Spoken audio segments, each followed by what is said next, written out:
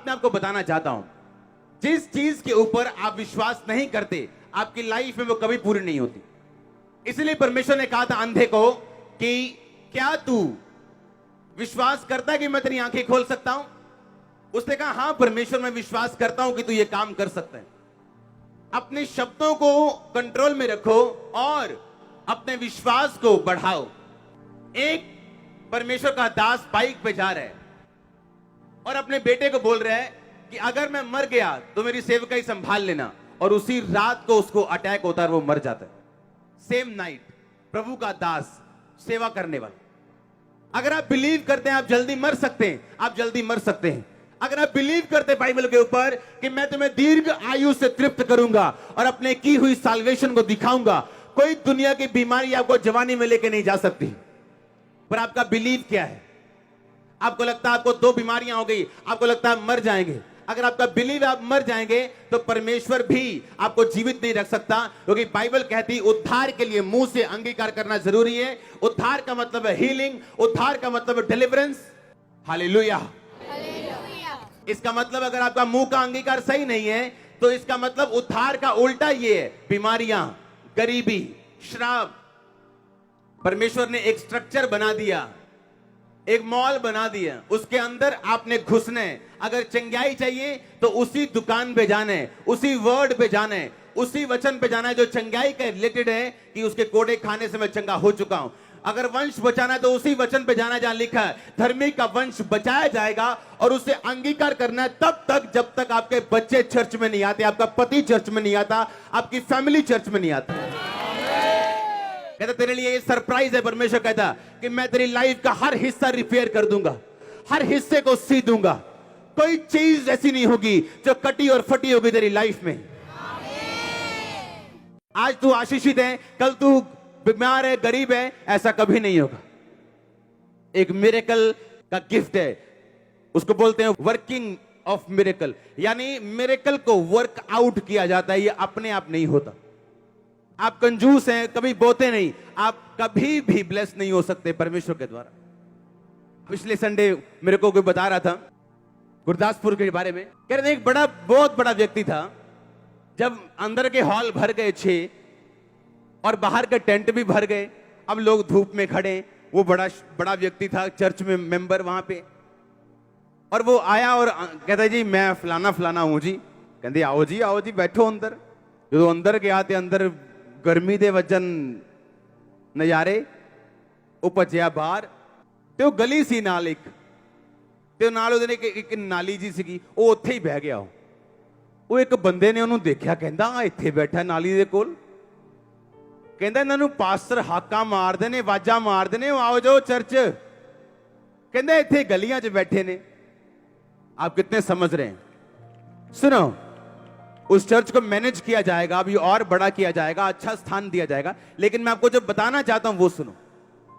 जब ग्रेस आपकी लाइफ में काम करती, आप जोर नहीं लगाते, अपने आप चीजें हैपन होती।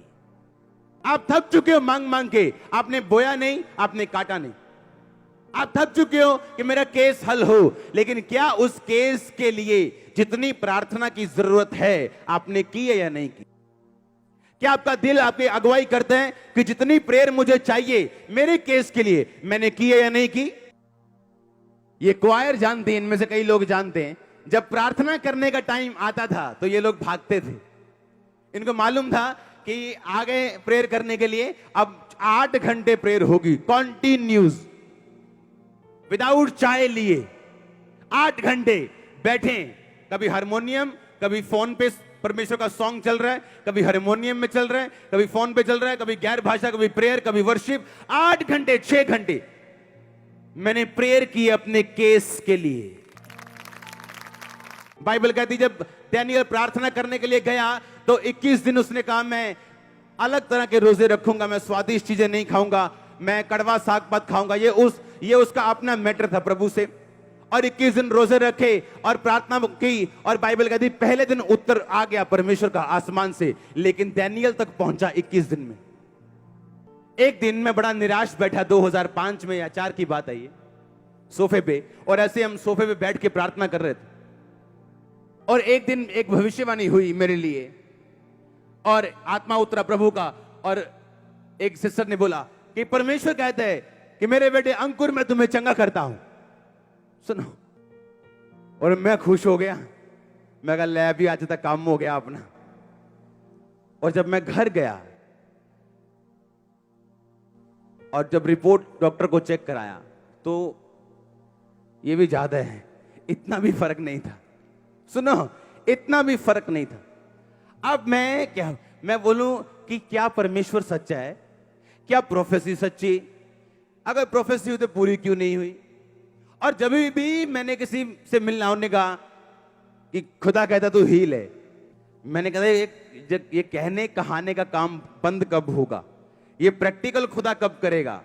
सुनो, जब परमेश्वर एक ब्लेसिंग को रिलीज करता है आपके ऊपर, इसका मतलब ये नहीं वो आपको मिल गई। आपको उसके लिए वर्कआउट करना है, आपको उसके लिए प्रेयर करनी, आपको उसके लिए फाइट करनी, ताकि वो उतर सके प्रैक्टिकली आपकी लाइफ। और तब मैं प्रभु से मांगने लगा कि परमेश्वर मैं चंगा हो चुका हूं, और प्रार्थना और ये 2-2.5 घंटे वाली प्रार्थना नहीं जिसे आप सोच के करके सोचते हो बड़ा बड़ा तीर मार लिया 2 घंटे बैठ के। अगर केस बड़ा हो तो प्रार्थना भी उसी लेवल की चाहिए। जिस टाइप का डेविल है उस टाइप की प्रेयर चाहिए।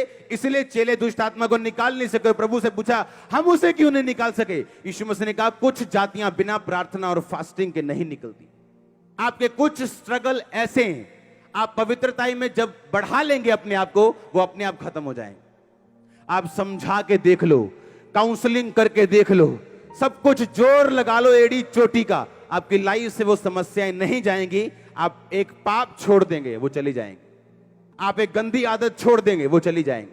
और प्रभु आपको सिखाएगा जैसे जैसे तू पवित्रताई में बढ़ता जाएगा वैसे वैसे तेरी लाइफ में इजीनेस और सफलता और सब कुछ आता जाएगा। आप देखो गुरदासपुर में लोग हैरान थे, कहते ये बड़े बड़े लोग हैं कैसे बैठे हैं? मैंने कहा जहां परमेश्वर है वहां ऐसा होता है कि नहीं होता है? वहां लोग परवाह नहीं करते। जक्कई बाइबल में लिखा बड़ा ऊंचा इंसान था, सरदार था चुंगी लेने वालों। चुंगी लेने वालों का हेड का मतलब है कि एक लेवल था, मेयर जैसा, जैसे शहर में मेयर होता है वैसा लेवल था उसका। और लिखा पेड़ पे चढ़ के परमेश्वर को देखने गया, क्योंकि गिट्ठा था, नाटा था, प्रभु को देख नहीं पा रहा था भीड़ में। पेड़ पे चढ़ गया बिना अपनी इज्जत की परवाह किए, और वही परमेश्वर ने उसे छुआ। जहां परमेश्वर की आत्मा असली रूप में मौजूद होगी उस चर्च में जाना मुश्किल होगा। आपको सुबह सुबह के बार आना पड़ेगा, आपको टाइम देना पड़ेगा, एफर्ट देना। आप बोलोगे मैं इतना एफर्ट करता हूं चर्च आने के लिए, क्योंकि जो अब आप पा रहे हो वो भी ब्लेसिंग है आपके लिए। हालेलुया।